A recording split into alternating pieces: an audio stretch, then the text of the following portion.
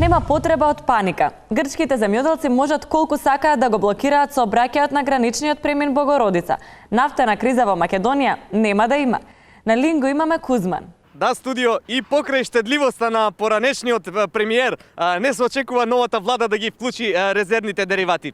Тоа се должи на последните податоци од Заводот за статистика, кој покажува дека во последните 2,5 години во Македонија драстично е намалена потребата за овие деривати. Што значи македонскиот народ се помалку и помалку пие нафта. Тоа би било се за овој настан. Јована, ако немаш веќе прашање, јас би сакал да ти кажам нешто. Како што знаеш, ние се запознавме овде во оваа емисија и потоа нашата љубов прерасна во огромна врска.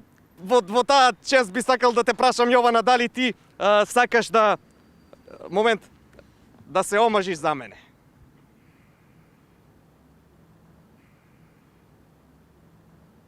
Кузман, Петар е на линк. Кузман, дали се слушаме? Молам? Ти велам Петар е на линк, не е Јована. Петар, каде е Јована?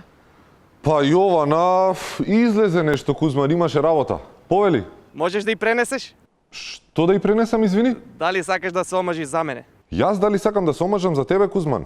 Поласкан сум, ти благодарам, но... Не ти, Јована дали сака да се омажи за мене? Јована. Почитувани гледачи, очигледно имаме технички проблеми, се извинуваме, продолжуваме ние со вестите.